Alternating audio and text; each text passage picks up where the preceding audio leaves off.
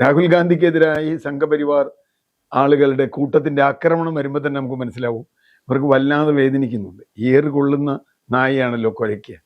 അപ്പോൾ അതുണ്ടാവും, അത് സാരമില്ല. അപ്പോൾ നമുക്കറിയാം അവിടെ എവിടെയോ കൊള്ളുന്നുണ്ട്, ഇവരുടെയൊക്കെ മേത്ത് എവിടെയോ കൊള്ളുന്നുണ്ട്. ശത്രു രാജ്യത്തെ നേരിടുന്ന പോലീസിനെയാണ് ഈ കുട്ടികൾക്കെതിരെ ഇറക്കിയത്. എന്നിട്ട് പിന്നെ പ്രധാനമന്ത്രി സംസ്കൃതം പറഞ്ഞിട്ട് കാര്യമല്ലോ. അതായത് ഞാൻ കുട്ടികൾക്ക് ഭാവിയെ കുറിച്ച് എനിക്ക് ആശങ്കയുണ്ട്. 35ാമത്തെ ദിവസമാണല്ലോ ആശങ്ക വരുന്നത്. നിങ്ങൾ അക്കൗണ്ടബിൾ അല്ലേ? ഈ സമരം മുഴുവൻ എന്തിനാ? ഗവൺമെന്റ് അക്കൗണ്ടബിൾ ആവണമെന്നുള്ളത്. നിങ്ങൾ വലിയ തോതിൽ ശമ്പളം വാങ്ങി പാർലമെന്റ് മെമ്പറായി മന്ത്രിയായി അവിടെ ഇരിക്കുമ്പോൾ നിങ്ങൾ ആൻസർ ചെയ്യണം. ജനങ്ങളുടെ ചോദ്യമാണ് പ്രതിപക്ഷം ചോദിക്കണേ. ഒരു മെമ്പർ പാർലമെന്റിൽ ചോദിക്കുന്നത് അയാൾ സ്വന്തം ഇഷ്ടപ്രകാരം മാത്രമല്ല, ജനങ്ങൾക്കുള്ള ചോദ്യം. പ്രധാനമന്ത്രിയും ആഭ്യന്തരമന്ത്രിയും തയ്യാറായില്ലെങ്കിൽ അതിനെ സപ്പോർട്ട് ചെയ്യുന്ന ഒരു സംഘമുണ്ടെങ്കിൽ അവരെ പിന്നെ ഭക്തസംഘം എന്നല്ലാണ്ട് എന്താ വിളിക്കുക? ഭക്തസംഘം എന്ന് വിളിക്കാൻ പറ്റൂ. കാരണം പാർലമെന്റ് മെമ്പർമാരല്ല, അവർക്ക് പുറത്തതൊക്കെ ചെയ്യാം, ഞാൻ സമ്മതിച്ചു. പക്ഷെ ശമ്പളം വാങ്ങി പാർലമെന്റ് മെമ്പർ എന്നുള്ള പദവി ഉപയോഗിച്ച് ഡൽഹി ക്വാർട്ടേഴ്സിൽ താമസിച്ച് അത് നാട്ടുകാരുടെ ചെലവിൽ ജീവിച്ച് പാർലമെന്റിൽ വരുമ്പോൾ ഒരു മറുപടി അതിന് പറയാൻ അവർ ബാധ്യസ്ഥരാണ്. അത് പറയാതിരുന്നാൽ അത് തെറ്റാണെന്ന് പറഞ്ഞാൽ അത് മാപ്പ് പറയാൻ പറ്റില്ല. അത് മാത്രമല്ല, അത് ന്യായീകരിക്കുന്ന ആളുകളെ അന്തർ എന്ന് തന്നെ വിളിക്കാൻ പറ്റും. കഴിഞ്ഞ ദിവസം ആഭ്യന്തരമന്ത്രി അമിത്ഷായ്ക്കെതിരെ സഭയ്ക്കകത്തും പുറത്തും വലിയ രീതിയിലുള്ള വിമർശനമാണ് രാഹുൽ ഗാന്ധി നടത്തിയത്. പോസിറ്റീവായിട്ടും നെഗറ്റീവായിട്ടും കമന്റുകൾ വരുന്നുണ്ടെങ്കിൽ പോലും രാഹുൽ ഗാന്ധി മാപ്പ് പറയണമെന്നതായിരുന്നു സ്പീക്കർ ആവശ്യപ്പെട്ടത്. അപ്പൊ രാഹുൽ ഗാന്ധി പറഞ്ഞു, ഞാൻ മാപ്പ് പറയാൻ BJPയോടും RSSകാരോടും ഞാൻ മാപ്പ് പറയാൻ തയ്യാറല്ല എന്ന് രാഹുൽ ഗാന്ധി അദ്ദേഹത്തിന്റെ നിലപാട് പറയുകയും ചെയ്തു.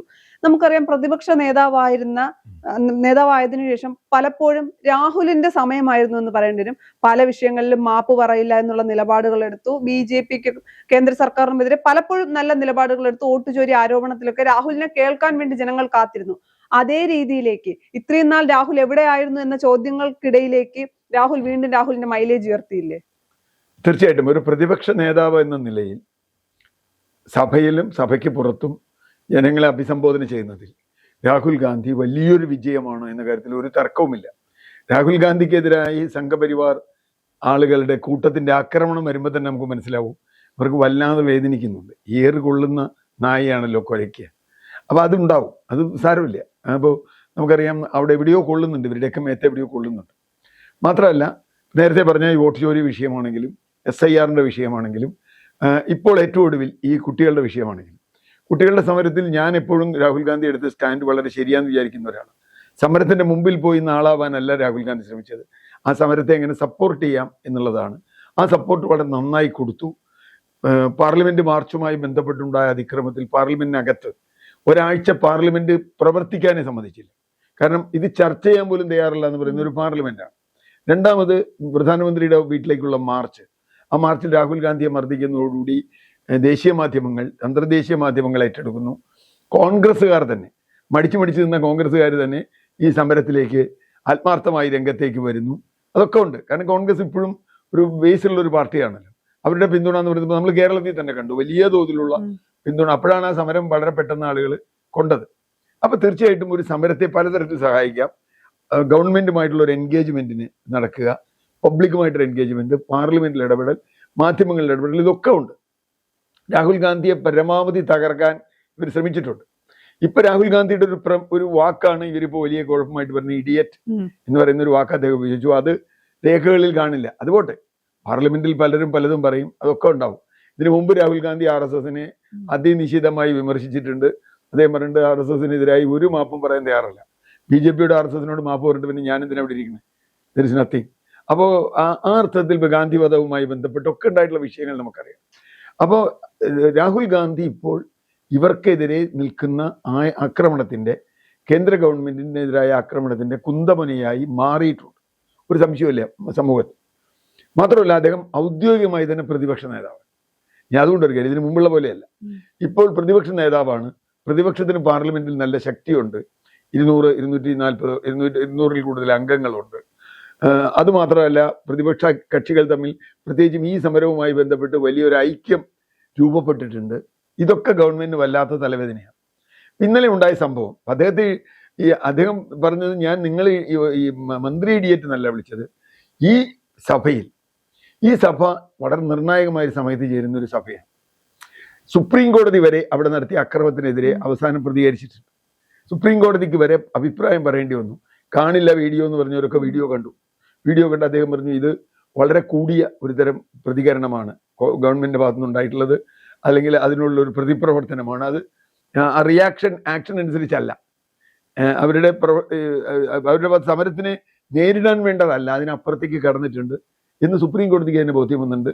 അതുകൊണ്ട് ഒരാളെ അറസ്റ്റ് ചെയ്യാൻ പാടില്ല, ഈ കേസുമായി ബന്ധപ്പെട്ട് എല്ലാവരും വിടണം എന്ന് പറഞ്ഞിട്ട് ആരെ അറസ്റ്റ് ചെയ്ത് വെക്കാൻ പാടില്ല എന്ന് പറഞ്ഞിട്ട് ഇപ്പോൾ ഐഷി ഘോഷ് എന്ന് പറയുന്ന ആ കുട്ടിക്ക് ജാമ്യം കിട്ടിയിട്ടുണ്ട്.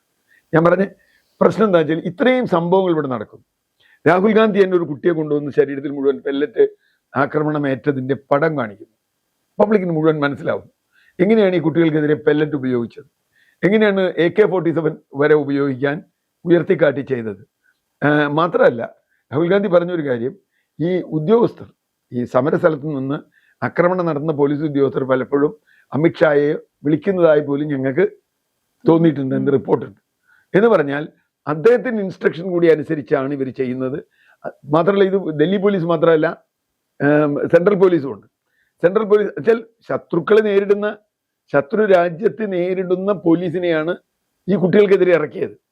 എന്നിട്ട് പിന്നെ പ്രധാനമന്ത്രി മറ്റേ സംസ്കൃതം പറഞ്ഞിട്ട് കാര്യമല്ലോ. അതായത് ഞാൻ കുട്ടികൾക്ക് ഭാവിയെ കുറിച്ച് എനിക്ക് ആശങ്കയുണ്ട്, 35ാമത്തെ ദിവസമാണല്ലോ ആശങ്ക വരുന്നത്. അപ്പോൾ പ്രശ്നം എന്താണ്? ഇവിടെ രാഹുൽ ഗാന്ധി ചോദിച്ച പ്രധാന കാര്യം, രാഹുൽ ഗാന്ധി വെക്കേഷൻ കാലത്ത് എവിടെ പോയി എന്നല്ല പറയണ്ടേ, പാർലമെന്റ് നടക്കുമ്പോൾ അമിത്ഷാ എവിടെ പോയി എന്ന ചോദ്യം. ഇത്രയും ഗൗരവതരമായ വിഷയം ഇവിടെ ചർച്ച ചെയ്യുന്നു. പോലീസ് അതിക്രമത്തെക്കുറിച്ച് സുപ്രീം കോടതിക്ക് പോലും പരാതി അല്ലെങ്കിൽ സുപ്രീം കോടതിക്ക് പോലും അഭിപ്രായമുള്ള ഒരു ഘട്ടത്തിൽ അതിന് മറുപടി പറയേണ്ട ആളാരാ? ഈ മോഡി സർക്കാരിന്റെ കാലത്ത് കണ്ടിട്ടുള്ള ഒരു കാര്യം, പാർലമെന്റിൽ എന്ത് വിഷയം ഉന്നയിച്ചാലും പാർലമെന്റിനെ ഇല്ലാതാക്കുന്ന തരത്തിൽ ഒന്നുമില്ല. പ്രധാനമന്ത്രി തന്നെ പാർലമെന്റിൽ കുറച്ച് സമയം ഉണ്ടാവും, ആഭ്യന്തരമന്ത്രി ചോദ്യം ചോദിക്കുമ്പോൾ വരില്ല, ആ ആവശ്യത്തിന് മറുപടി പറയേണ്ട സ്ഥലത്ത് അയാളെ കാണില്ല. അപ്പൊ ഇതൊക്കെ ഒരു വലിയ പ്രശ്നമാണ്. എന്തുകൊണ്ട് ആഭ്യന്തരമന്ത്രി ഇന്ന് സഭയിലില്ല? അതിനെ പിന്തുണയ്ക്കുകയും രാഹുൽ ഗാന്ധി സംസാരിക്കുമ്പോൾ, യഥാർത്ഥത്തിൽ പ്രതിപക്ഷ നേതാവ് സംസാരിക്കുമ്പോൾ, പ്രധാനമന്ത്രി സംസാരിക്കുമ്പോൾ ഒക്കെ ബാക്കിയുള്ളവർ മിണ്ടാൻ പാടില്ല. അതാണ് അതിന്റെ റൂള്. പ്രതിപക്ഷ നേതാവ് എന്ന് പറഞ്ഞാൽ പ്രതിപക്ഷത്തെ പ്രധാനമന്ത്രിയാണ്, ഈക്വൽ പദവിയാണ് അർത്ഥത്തിൽ. അതാണ് പാർലമെന്ററി ജനാധിപത്യം. ഇവർക്ക് മനസ്സിലാവുമെന്ന് അറിയില്ല. ലോകത്ത് പാർലമെന്ററി ജനാധിപത്യം ബ്രിട്ടനിലൊക്കെ പ്രതിപക്ഷ നേതാവ് എണീറ്റാൽ പ്രധാനമന്ത്രി പോലും ഇരിക്കും. പണ്ട് നെഹ്റു അങ്ങനെ ചെയ്തിട്ടുണ്ട്. AKG പാർലമെന്റിൽ എഴുന്നേറ്റാൽ നെഹ്റു ഇരിക്കും. യെസ്, AKG സ്പീക്ക് എന്ന് പറയും. രാഷ്ട്രീയമായ അഭിപ്രായ വ്യത്യാസം ഉണ്ടാകും, പക്ഷെ പ്രതിപക്ഷ നേതാവാണ്. ഇവിടെ അങ്ങനെയല്ല. പ്രതിപക്ഷത്തെ പരിഗണിക്കാത്ത ഒരു ഗവൺമെന്റ്, പ്രതിപക്ഷ നേതാവ് ഇത്രയും ചോദ്യം ചോദിച്ചിട്ട് ഒരു മറുപടി പറയാത്ത ഗവൺമെന്റ്, അതിന് കൈയടിക്കുന്ന കുറെ ആളുകൾ നിങ്ങൾ ഭക്ത ഇഡിയറ്റുകളല്ലേ എന്ന് ചോദിച്ചാൽ അതിനൊരു തെറ്റുമില്ല. കാരണം എന്താ വെച്ചാൽ ഇത് പാർലമെന്റാണ്, ഇത് വെറുതെ വെറുതെ ചായക്കടയിൽ സംസാരമല്ല. നിങ്ങൾ അക്കൗണ്ടബിൾ അല്ലേ? ഈ സമരം മുഴുവൻ എന്തിനാ? ഗവൺമെന്റ് അക്കൗണ്ടബിൾ ആവണം എന്നുള്ളത്. നിങ്ങൾ വലിയ തോതിൽ ശമ്പളം വാങ്ങി പാർലമെന്റ് മെമ്പറായി മന്ത്രിയായി അവിടെ ഇരിക്കുമ്പോൾ നിങ്ങൾ ആൻസർ ചെയ്യണം. ജനങ്ങളുടെ ചോദ്യമാണ് പ്രതിപക്ഷം ചോദിക്കണേ. ഒരു മെമ്പർ പാർലമെന്റിൽ ചോദിക്കുന്നത് അയാൾ സ്വന്തം ഇഷ്ടപ്രകാരം മാത്രമല്ല, ജനങ്ങൾക്കുള്ള ചോദ്യങ്ങളാണ്. ആ ജനങ്ങൾക്കുള്ള ചോദ്യം ചോദിക്കുമ്പോൾ ഇയാൾ കാണാനില്ലെങ്കിൽ പിന്നെ എവിടെ പോയി എന്നാ പറയാ? അപ്പോൾ മാത്രമല്ല, ഇതിനു മുമ്പ് പപ്പു എന്നൊക്കെ എത്ര പ്രാവശ്യം ഇദ്ദേഹത്തെ വിളിച്ചിട്ടുണ്ട്. അമൂൽ ബേബി പപ്പു എന്നൊക്കെ വിളിച്ചിട്ടുണ്ട് രാഹുൽ ഗാന്ധി നേരിട്ട്. ആ ആളുകളാണ് ഇപ്പൊ പറയുന്നത് ഇത് രേഖയിൽ പറ്റില്ല, മാപ്പ് പറയണം. അത് രാഹുൽ ഗാന്ധി മാപ്പ് പറയാൻ യാതൊരു സാധ്യതയില്ല. കാരണം അദ്ദേഹത്തിന്റെ ഒരു ഇന്റഗ്രിറ്റി വെച്ച് അദ്ദേഹത്തിന് ഇതിന് മാപ്പൊന്നും പറയേണ്ട കാര്യമില്ല. മാത്രമല്ല, ഈ പ്രതിപക്ഷത്തിനെ ഒന്നിച്ചു കൊണ്ടുപോകാൻ രാഹുൽ ഗാന്ധിക്ക് കഴിഞ്ഞു എന്നുള്ളതാണ് ഈ സമരത്തിൽ. ആദ്യം ഒരു ചെറിയ ഒറ്റയ്ക്ക് പോയി കോൺഗ്രസ്, അത് കോൺഗ്രസിന് ചില ന്യായങ്ങളുണ്ട്. പിന്നെ അറിയിച്ചാൽ പോലീസ് ആദ്യമേ തടയും എന്നുള്ളതുകൊണ്ട് തീർച്ചയായിട്ടും പിന്നെ ഗാന്ധി സ്മൃതിയിലേക്ക് ഒന്നിച്ചു പോകുന്നു. ഇന്നലെ ഐഷി ഘോഷിനെ അറസ്റ്റ് ചെയ്യാൻ AKG സെന്ററിൽ ചെല്ലുമ്പോൾ അതിനെക്കുറിച്ച് ഏറ്റവും ശക്തമായി പ്രതികരിക്കുന്ന ഖാർഗെയാണ്. രാജ്യസഭയിൽ ഖാർഗെ ചോദിക്കുന്നു, നിങ്ങൾക്ക് പാർട്ടി ഓഫീസിൽ കയറാൻ എന്താ അവകാശം എന്ന് പറഞ്ഞാൽ പ്രതിപക്ഷ നേതാവാണ്. ഖാർഗെ എന്ന പ്രതിപക്ഷ നേതാവ് രാജ്യസഭയിൽ ചോദിക്കുന്നു, CPM ഇവിടെ തടയുന്നു എന്ന് പറഞ്ഞാൽ അതൊരു പ്രതിപക്ഷ ഐക്യത്തിന്റെ ഒരു പ്രത്യേക ലക്ഷണമാണ്. BJP ഡിഫെൻസീവിലാവുകയാണ്. അങ്ങനെ ഡിഫെൻസീവിലാവുമ്പോൾ അവരെ സംബന്ധിച്ചിടത്തോളം അവർക്ക് പാർലമെന്റ് നിഷ്ക്രിയമാണ്. മാത്രമല്ല, പാർലമെന്റിലെ റിപ്പോർട്ടിംഗ് നമ്മൾ ശ്രദ്ധിച്ചാൽ അറിയാവുന്ന ഒരു കാര്യമുണ്ട്. ഞാൻ കണ്ടിട്ടുള്ളത്, പ്രതിപക്ഷത്തു നിന്ന് ആരെങ്കിലും സംസാരിക്കാൻ എണീറ്റാൽ ക്യാമറ ഉടനെ സ്പീക്കറുടെ അടുത്തേക്കോ ഭരണപക്ഷത്തേക്കോ പോകും, മറ്റേത് കാണില്ല, പ്രതിപക്ഷത്തെ കാണില്ല. ആരെ സംസാരിക്കണമെന്ന് അറിയില്ല. നേരെ മറിച്ച് ആരെങ്കിലും ബഹളം ഉണ്ടാക്കുകയാണെങ്കിൽ അയാളുടെ നേരെ വയ്ക്കും ക്യാമറ. ഇനി അഥവാ ക്യാമറ വയ്ക്കുകയാണെങ്കിൽ തന്നെ ചിലപ്പോൾ മെയ്ക്ക് ഓഫ് ചെയ്യും. ഇനി മെയ്ക്കും ഉണ്ടെങ്കിൽ തന്നെ സൂം ചെയ്യും, വലുതാക്കി ദൂരെ നിന്നാക്കും, അടുത്തേക്കല്ല അകലേക്ക് മാറ്റിക്കൊണ്ടുപോകും. എന്ന് പറഞ്ഞാൽ പ്രതിപക്ഷത്തിന്റെ സാന്നിധ്യം പാർലമെന്റിൽ ഉണ്ട് എന്ന് പറയുന്നതും ഇവർക്ക് നാണക്കേടാണ്. അതാണ് പ്രശ്നം. പ്രതിപക്ഷമായി പാർലമെന്റിൽ കാണാൻ നാളെ ഇവരും കുറെ കാലം പ്രതിപക്ഷത്തിരുന്നവരാ. അന്ന് ഇവരൊക്കെ എന്തൊക്കെ ആവശ്യപ്പെട്ടിട്ടുണ്ട്. ഇനി നാളെ ഇവർക്ക് പ്രതിപക്ഷം വരില്ല എന്ന് പറയാൻ പറ്റില്ല. ജനാധിപത്യത്തിൽ അങ്ങനെയാണല്ലോ. ഞങ്ങളല്ലാതെ മറ്റാരുണ്ടെന്നൊന്നും പറയാൻ പറ്റില്ലല്ലോ. വേറെ ആൾ വരാം. അങ്ങനെ വരുമ്പോൾ പ്രതിപക്ഷത്തിൽ ഇവർ എന്താണ് പ്രതീക്ഷിക്കുന്നത് എന്ന് പറഞ്ഞാൽ, ഒരു ചോദ്യത്തിന് മറുപടി പറയാൻ കൃത്യമായി നമ്മുടെ ഭരണാധികാരികൾക്ക് ഏറ്റവും വേണ്ട ഒരു ഗുണം അതാണ്. ഇപ്പൊ മൻമോഹൻ സിംഗും മോഡിയും തമ്മിലുള്ള വ്യത്യാസം നമ്മൾ നോക്കിയാൽ, മൻമോഹൻ സിംഗ് എത്ര പത്രസമ്മേളനം നടത്തി, എത്ര പത്രക്കാരോട് എക്സ്ക്ലൂസീവ് ഇന്റർവ്യൂ കൊടുത്തിട്ടുണ്ട്, നേരിട്ട് ലേഖകരെ മുഴുവൻ വിളിച്ചിട്ടുണ്ട്. 12 വർഷമായിട്ടൊരു പത്രസമ്മേളനം നടത്താത്ത പ്രധാനമന്ത്രിയാണ്. എന്തുകൊണ്ടാ? അപ്പൊ മാധ്യമങ്ങൾ, പാർലമെന്റ്, ഇതൊക്കെ ജനാധിപത്യത്തിന്റെ ചില തൂണുകളാണ്. അവിടെയില്ല. കോടതി പോലും ഇതിൽ ഇടപെട്ടിട്ടും അതിന് മറുപടി പറയാൻ വയ്യാതെ വരുന്ന ഒരു ഘട്ടത്തിൽ ഇവർ ഡിഫെൻസീവിലായി എന്നുള്ളത് തന്നെയാണ് എൻ്റെ അർത്ഥം.